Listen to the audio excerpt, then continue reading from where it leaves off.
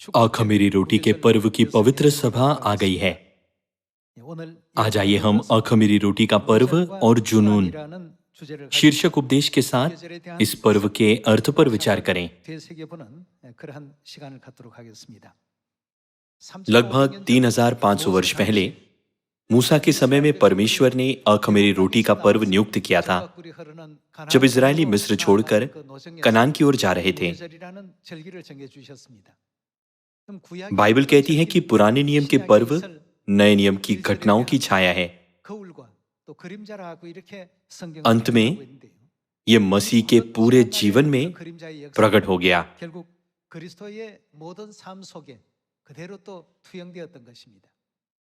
फसह मनाने के अगले दिन इजरायलियों ने मिस्र छोड़ दिया और लाल समुद्र को पार करने तक दुख झेला। यह उस पीड़ा को दर्शाता है जो मसीह यीशु को फसह मनाने के बाद सहना पड़ा था, जब तक कि उन्हें अगले दिन क्रूस पर नहीं चढ़ाया गया।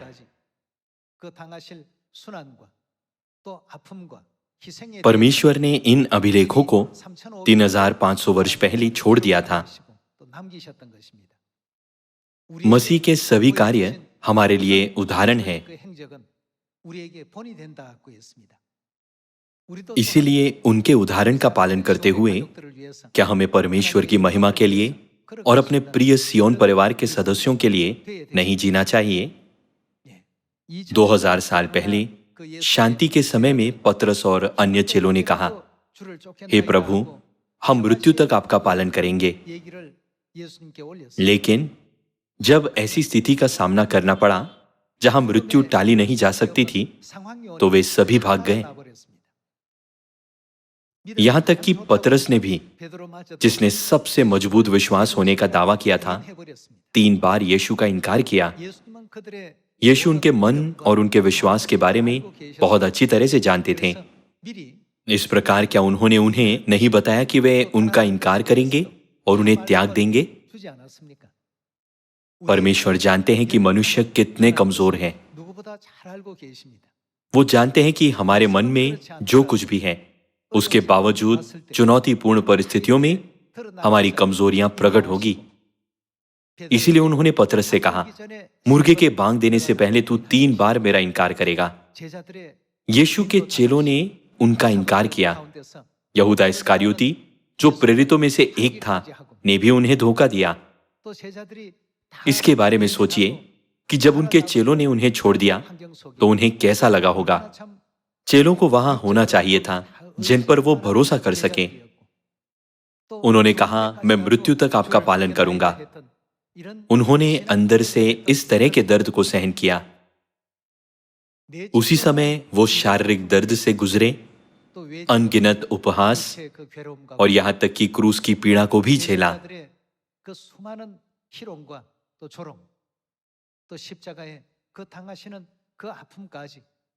वो ऐसे समय से गुजरा जब आंतरिक दर्द और बाहरी दर्द आपस में जुड़े हुए थे, जब पीड़ा लगातार बढ़ती जा रही थी।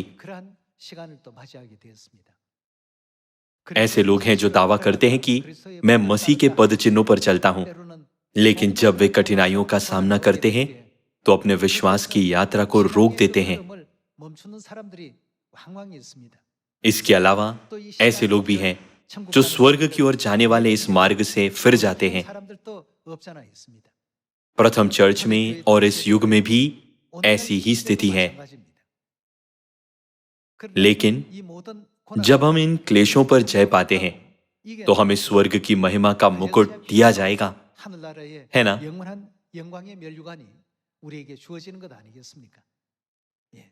क्या अखमीरी रोटी का पर्व मसीह की पीड़ा को स्मरण नहीं कराता? परमेश्वर ने इस पर्व पर उपवास का नियम नियुक्त किया। दोपहर 3 बजे तक कुछ भी नहीं खाना हमारे लिए चुनौतीपूर्ण है। तब आइए हम मसीह के बारे में सोचने के लिए कुछ समय लें, जिन्होंने गंभीर कोड़ों को सहन किया और क्रूस को उठाया। हमें सोचना चाहिए, परमेश्वर जो आदर, महिमा और स्तुति के योग्य है, इस पृथ्वी पर क्यों आए और इस तरह का जीवन क्यों जिया? ये हम पापियों को बचाने के लिए था। ये हमारे पापों के कारण था। जब हम इस स्थिति पर चिंतन करते हैं कि हमने अपने पापों का बोझ मसीह पर डाल दिया है, तो हमें मसीह के जीवन का पालन करने का प्रयास करना चाहिए। हमें अपने सियोन परिवार के सदस्यों की सुरक्षा और उद्धार सुनिश्चित करना चाहिए, जो सत्य में है लेकिन अभी तक दुनिया के अपने तरीकों से दूर नहीं हुए हैं। उन्हें सही मार्ग पर ले जाना हमारी जिम्मेदारी है। हमें अखमीरी रोटी के पर्व को केवल एक पर्व नहीं मानना चाहिए। हमें अपने जीवन जीने के तरीके को बदलने और मसीह के जीवन का पालन करने के लिए दृढ़ संकल्पित होना चाहिए। केवल तभी हम इस पर्व के अर्थ को पूरा कर सकते हैं जो स्वर्गीय पिता और स्वर्गीय माता ने हमें प्रदान किया है। तब आइए हम लेवी व्यवस्था अध्याय 23 खोलें और पुराने नियम में इस पर्व के अर्थ पर विचार करें। आइए हम लेवी व्यवस्था अध्याय 23 आयत 5 पर जाएं। आइए हम अध्याय 23 आयत 5 पर एक नजर डालें। पहले महीने के 14वें दिन को गोधूली के समय यहोवा का फसह हुआ करे, और उसी महीने के 15वें दिन को यहोवा के लिए अखमीरी रोटी का पर्व हुआ करे। उसमें तुम 7 दिन तक अखमीरी रोटी खाया करना। उनमें से पहले दिन तुम्हारी पवित्र सभा हो, और उस दिन परिश्रम का कोई काम न करना। जैसे कि हम देख सकते हैं, उन्हें बिना खमीर की रोटी खानी थी। जो रोटी वे आमतौर पर खाते हैं वो नर्म होती है, लेकिन अखमीरी रोटी के पर्व के दौरान वे दुख को याद रखने के लिए बिना खमीर की रोटी और कड़वा साग पात खाते थे। इस पर्व की स्थापना के पीछे के अर्थ को समझने के लिए आइए हम निर्गमन अध्याय 14 पर एक नजर डालें। निर्गमन अध्याय 14 देखें। निर्गमन अध्याय 14। निर्गमन अध्याय 14 आयत 1 में यह लिखा है, यहोवा ने मूसा से कहा, इस्राएलियों को आज्ञा दे कि वे लौटकर मिगदोल और समुद्र के बीच पिहाहिरोत के सम्मुख बाल सपोन के सामने अपने डेरे खड़े करें। उसी के सामने समुद्र के तट पर डेरे खड़े करें। तब फिरौन इस्राएलियों के विषय में सोचेगा, वे देश की उलझनों में फंसे हैं और जंगल में घिर गए हैं। तब मैं फिरौन के मन को कठोर कर दूंगा और वह उनका पीछा करेगा। तब फिरौन और उसकी सारी सेना के द्वारा मेरी महिमा होगी और मिस्र जान लेंगे कि मैं यहोवा हूं। और उन्होंने वैसा ही किया। जब मिस्र के राजा को यह समाचार मिला कि वे लोग भाग गए, तब फिरौन और उसके कर्मचारियों का मन उनके विरुद्ध पलट गया और वे कहने लगे, हमने ये क्या किया कि इस्राएलियों को अपनी दास्ता से छुटकारा देकर जाने दिया। तब उसने अपना रथ जुटवाया और अपनी सेना को संग लिया। उसने 600 अच्छे से अच्छे रथ वरन मिस्र के सब रथ लिए और उन सबों पर सरदार बिठाए। और यहोवा ने मिस्र के राजा फिरौन के मन को कठोर कर दिया, इसीलिए उसने इस्राएलियों का पीछा किया, परंतु इस्राएली बेखटके निकले चले जाते थे। और फिरौन के सब घोड़ों और रथों और सवारों समेत मिस्री सेना उनका पीछा करके उनके पास, जो पिहाहिरोत के पास बाल सपोन के सामने समुद्र के तट पर डेरे डाले पड़े थे, जहां पहुंची। वचन 10। जब फिरौन निकट आया, तब इस्राएलियों ने आंखें उठाकर क्या देखा कि मिस्री हमारा पीछा किए चले आ रहे हैं। और इस्राएली अत्यंत डर गए और चिल्लाकर यहोवा की दोहाई दी। और वे मूसा से कहने लगे, क्या मिस्र में कब्रें न थी, जो तू हमको वहां से मरने के लिए जंगल में ले आया है? तूने हमसे ये क्या किया कि हमको मिस्र से निकाल लाया? क्या हम तुझसे मिस्र में ये बात न कहते रहे कि हमें रहने दे, कि हम मिस्रियों की सेवा करें? हमारे लिए जंगल में मरने की अपेक्षा मिस्रियों की सेवा करना अच्छा था। मूसा ने लोगों से कहा, डरो मत, खड़े खड़े वो उद्धार का काम देखो जो यहोवा आज तुम्हारे लिए करेगा। क्योंकि जिन मिस्रियों को तुम आज देखते हो, उनको फिर कभी न देखोगे। यहोवा आप ही तुम्हारे लिए लड़ेगा, इसीलिए तुम चुपचाप रहो।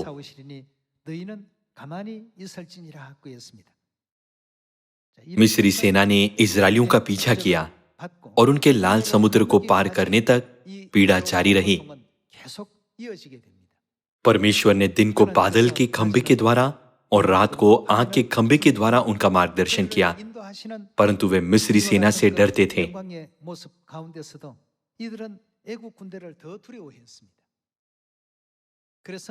उनके द्वारा सहे गए कष्टों को याद रखने के लिए परमेश्वर ने पवित्र कैलेंडर के अनुसार पहले महीने के 15वें दिन अखमीरी रोटी का पर्व स्थापित किया। हमें भी हमेशा अपनी आत्माओं पर उन कष्टों को अंकित करना चाहिए जिनसे मसीह गुजरे थे। हमें उन्हें तब तक याद रखना चाहिए जब तक हम आत्मिक कनान में प्रवेश नहीं करते। हमें उस पीड़ा को कभी नहीं भूलना चाहिए जिससे मसीह फसह मनाने के बाद गुजरे थे। चाहे हम कितनी भी मुश्किलों का सामना करें, हमें कभी हार नहीं माननी चाहिए। हमें मसीह के जीवन को उन कठिनाइयों के माध्यम से सीखना चाहिए जिनका हम सामना करते हैं। इस पृथ्वी पर रहना सच में चुनौतीपूर्ण है। तब जब मसीह ने मानव जाति को बचाने के लिए क्रूस उठाया तो उन्हें कैसा लगा होगा? पिता को कैसा लगा होगा? माता को कैसा लगा होगा? जब हम अपनी कठिनाइयों को सहते हैं और उन पर जय पाते हैं तो हमें इन विचारों पर चिंतन करना चाहिए। आइए हम कुछ उदाहरणों की जांच करें जिनसे 2000 साल पहले मसीह गुजरे थे जब वो हमें बचाने के लिए आए थे। आइए हम लूका अध्याय 23 आयत 33 पर एक नजर डालें।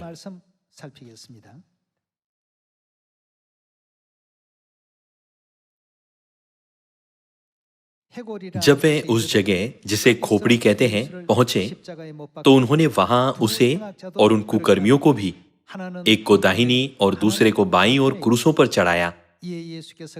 तब यीशु ने कहा, हे पिता, इन्हें क्षमा कर, क्योंकि ये नहीं जानते कि क्या कर रहे हैं। और उन्होंने चिट्ठियां डालकर उसके कपड़े बांट लिए। लोग खड़े खड़े देख रहे थे और सरदार भी ठट्ठा कर करके कहते थे, इसने दूसरों को बचाया। यदि ये परमेश्वर का मसीह है और उसका चुना हुआ है तो अपने आप को बचा ले। सिपाही भी पास आकर और सिरका देकर उसका ठट्ठा करके कहते थे, यदि तू यहूदियों का राजा है तो अपने आप को बचा। और उसके ऊपर एक दोष पत्र भी लगा था, ये यहूदियों का राजा है। जो कुकर्मी वहां लटकाए गए थे उनमें से एक ने उसकी निंदा करके कहा, क्या तू मसीह नहीं? तो फिर अपने आप को और हमें बचा। इस पर दूसरे ने उसे डांट कर कहा, क्या तू परमेश्वर से भी नहीं डरता? तू भी तो वही दंड पा रहा है और हम तो न्याय अनुसार दंड पा रहे हैं, क्योंकि हम अपने कामों का ठीक फल पा रहे हैं। पर उसने कोई अनुचित काम नहीं किया। तब उसने कहा, हे पिता, जब तू अपने राज्य में आए तो मेरी सुधि ही लेना। उसने उससे कहा, मैं तुझसे सच कहता हूं कि आज ही तू मेरे साथ स्वर्ग लोक में होगा। जब हम लूका अध्याय 23 आयत 33 से 39 पढ़ते हैं तो हम देख सकते हैं कि लोगों ने उनका मजाक उड़ाया और उनकी निंदा की। इन लोगों ने यीशु का उपहास करने में संकोच नहीं किया।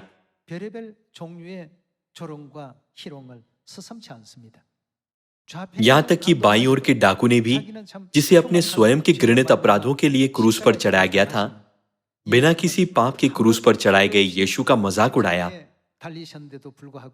2000 साल पहले जब हमारे स्वर्गीय पिता हमें बचाने के लिए इस पृथ्वी पर आए तो उन्होंने इसका अनुभव किया। आइए हम मत्ती अध्याय 26 आयत 62 पर एक नजर डालें।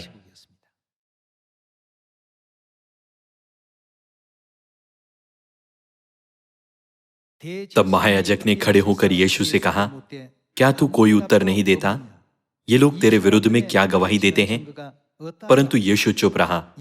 तब महायाजक ने उससे कहा, मैं तुझे जीवते परमेश्वर की शपथ देता हूं कि यदि तू परमेश्वर का पुत्र मसीह है तो हमसे कह दे। यीशु ने उससे कहा, तूने आप ही कह दिया। वरन मैं तुमसे यह भी कहता हूं कि अब से तुम मनुष्यों के पुत्र को सर्वशक्तिमान के दाहिनी ओर बैठे और आकाश के बादलों पर आते देखोगे। इस पर महायाजक ने अपने वस्त्र फाड़े और कहा, इसने परमेश्वर की निंदा की है। अब हमें गवाहों का क्या प्रयोजन? देखो, तुमने अभी ये निंदा सुनी है, तुम क्या सोचते हो?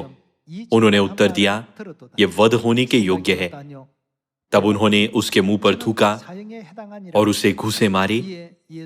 दूसरों ने थप्पड़ मार के कहा, हे मसीह, हमसे भविष्यवाणी करके कह, किसने तुझे मारा?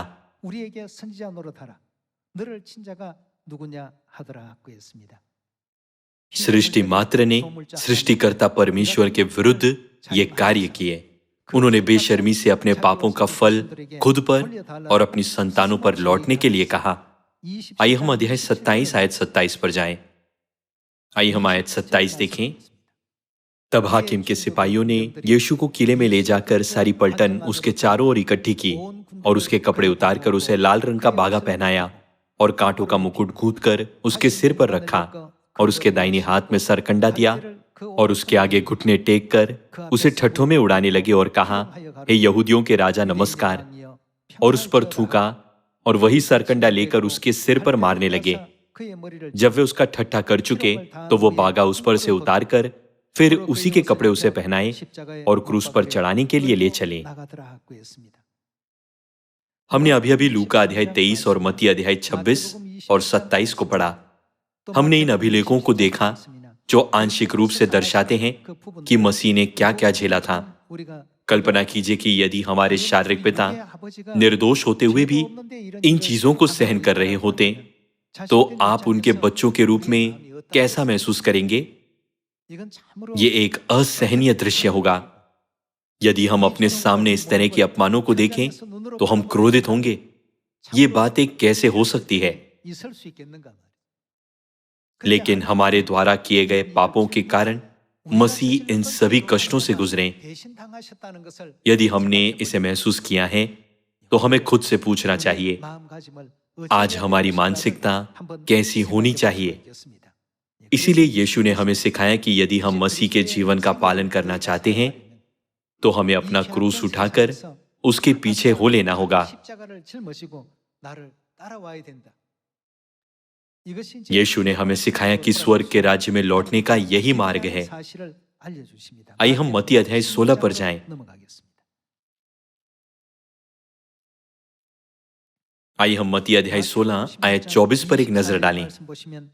तब यीशु ने अपने चेलों से कहा, यदि कोई मेरे पीछे आना चाहे, जो कोई स्वर्ग के राज्य में प्रवेश करने के लिए मसीह का पालन करना चाहता है, तो अपने आप का इनकार करें।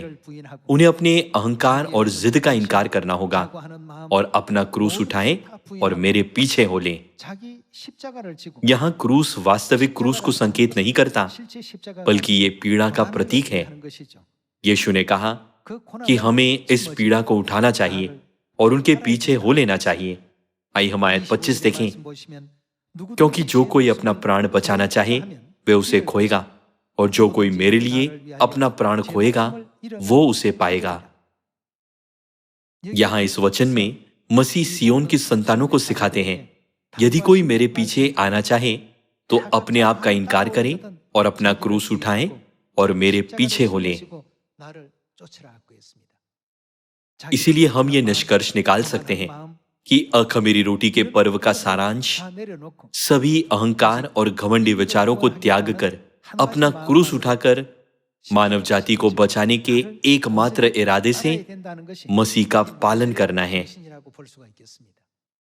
ये सभी घटनाएं जिनसे पिता गुजरे, उनकी यशाया अध्याय 53 में भविष्यवाणी की गई थी। वो हमारे ही अपराधों के कारण घायल किया गया, वो हमारे अधर्म के कामों के कारण कुचला गया। आखिरकार इन सभी घटनाओं के पीछे मूल कारण हम उनकी संतान हैं। आज हमें इसे कभी नहीं भूलना चाहिए।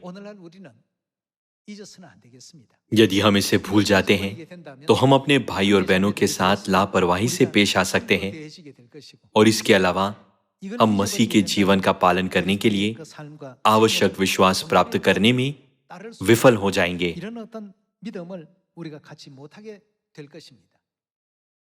आइए हम मसीह के जीवन को याद करें। मुझे आशा है कि हम स्वर्गीय पिता और स्वर्गीय माता के बलिदान को कभी नहीं भूलेंगे।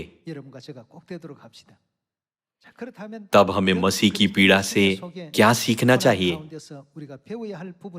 आइए हम पहला पतरस अध्याय 2 पर जाएं। आइए हम पहला पतरस अध्याय 2 आयत 19 देखें। क्योंकि यदि कोई परमेश्वर का विचार करके अन्याय से दुख उठाता हुआ क्लेश सहता है तो यह सुहावना है। जब हम दर्द और पीड़ा से गुजरते हैं तो हमें सबसे पहले परमेश्वर के बारे में सोचना चाहिए। मैं जो अनुभव कर रहा हूं उससे भी अधिक परमेश्वर ने परीक्षाओं को सहन किया और मेरे लिए ऐसे मार्ग पर चले। एक अन्य संस्करण में यह लिखा है, यदि आप परमेश्वर के बारे में सोचते हैं और पीड़ा सहते हैं तो यह परमेश्वर को प्रसन्न करता है। वचन 20, क्योंकि यदि तुमने अपराध करके घुसे खाए और धीरज धरा तो इसमें क्या बड़ाई की बात है, पर यदि भला काम करके दुख उठाते हो और धीरज धरते हो तो यह परमेश्वर को भाता है। वचन 21, और तुम इसी के लिए बुलाए भी गए हो क्योंकि मसीह भी तुम्हारे लिए दुख उठाकर मसीह ने दुख का नमूना दिखाया, तुम्हें एक आदर्श दे गया है कि तुम भी उसके पद चिन्हों पर चलो। आइए हम आयत 22 देखें। न तो उसने पाप किया और न ही उसके मुंह से छल की कोई बात निकली। वह गाली सुनकर गाली नहीं देता था और दुख उठाकर किसी को भी धमकी नहीं देता था, पर अपने आप को सच्चे न्यायी के हाथ में सौंपता था। वह आप ही हमारे पापों को अपनी देह पर लिए हुए क्रूस पर चढ़ गया, जिससे हम पापों के लिए मरकर धार्मिकता के लिए जीवन बिताएं। उसी के मार खाने से तुम चंगे हुए, क्योंकि तुम पहले भटकी हुई भेड़ों के समान थे, पर अब अपने प्राणों के रखवाले और अध्यक्ष के पास लौट आए हो।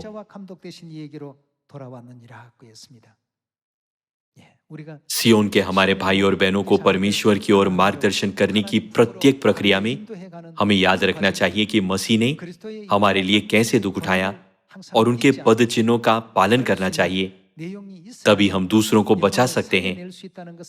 पहले पतरस अध्याय 2 में प्रेरित पतरस इसी बात पर जोर देता है। इसीलिए नए नियम के समय में परमेश्वर ने हमें आज मनाए जाने वाले इस पर्व के माध्यम से उपवास का समय दिया, ताकि हम मसीह के जीवन को थोड़ा भी न भूलें। आइए हम मरकुस अध्याय 2 पर जाएं। ये उपवास की एक छोटी अवधि हो सकती है, लेकिन कई सदस्य अभी भी कठिनाई का अनुभव करते हैं।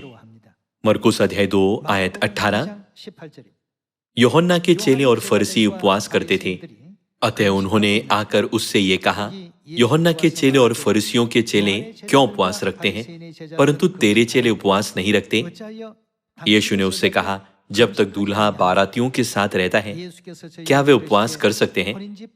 अतः जब तक दूल्हा उनके साथ है तब तक वे उपवास नहीं कर सकते। यहाँ उनके क्रूस पर चढ़ाए जाने का वर्णन उस दिन के रूप में किया गया है जब दूल्हे को उनसे अलग किया जाएगा, परंतु वे दिन आएंगे जब दूल्हा उनसे अलग किया जाएगा, उस समय वे उपवास करेंगे। इस शिक्षा के अनुसार पवित्र आत्मा के युग में हम अखमीरी रोटी के पर्व को दोपहर की आराधना तक उपवास के साथ मनाते हैं। यह दर्शाता है कि हम मसीह की पीड़ा में भाग लेते हैं।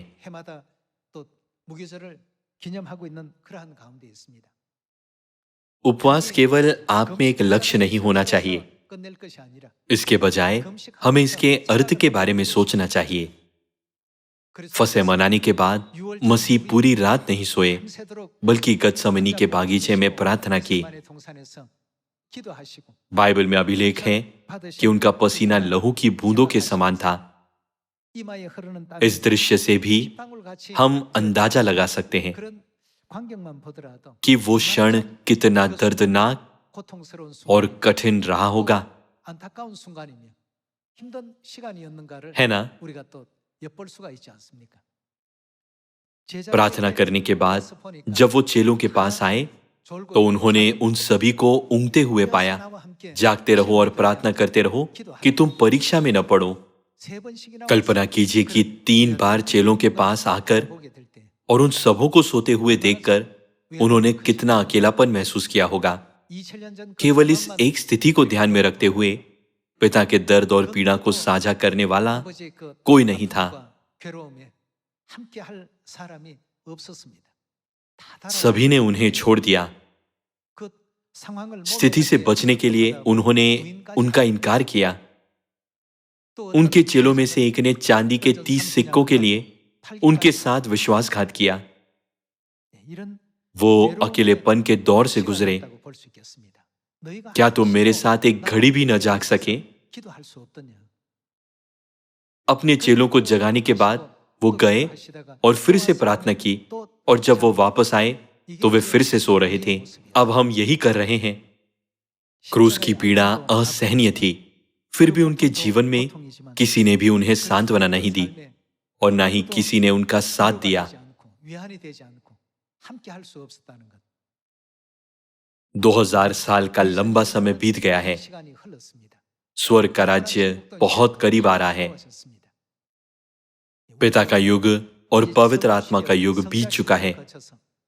हम पवित्र आत्मा के युग में जी रहे हैं। इन घटनाओं पर चिंतन करते हुए हमें स्वेच्छा से मसीह के दुखों में भाग लेना चाहिए और उनके पद चिन्हों पर चलना चाहिए। आइए हम पहला पतरस अध्याय 5 में एक और आयत देखें।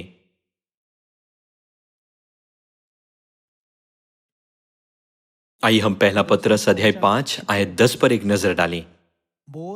अब परमेश्वर जो सारे अनुग्रह का दाता है, जिसने तुम्हें मसीह में अपनी अनंत महिमा के लिए बुलाया, तुम्हारे थोड़ी देर तक दुख उठाने के बाद आप ही तुम्हें सिद्ध और स्थिर और बलवंत करेगा।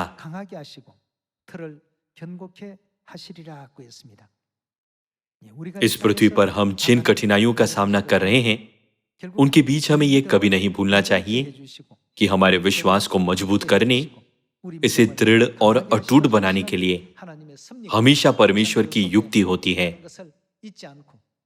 केवल इन कठिनाइयों से बचने की कोशिश करने के बजाय हमें परमेश्वर की संतानों के रूप में कठिनाइयों पर जय पाने में सक्षम होना चाहिए। आइए हम हमेशा परमेश्वर के बारे में सोचें और जय पाएं। परमेश्वर इस पृथ्वी पर आए और हमारे पापों की क्षमा के लिए उन सभी चीजों को सहन किया। इसकी तुलना में मैं जिस चीज से गुजर रहा हूं वो कुछ भी नहीं है। अखमीरी रोटी के पर्व की सही समझ के साथ आइए हम सुरक्षित रूप से स्वर्ग के राज्य में प्रवेश करें। इसके द्वारा मैं आज के उपदेश को समाप्त करना चाहूंगा। आपका बहुत बहुत धन्यवाद।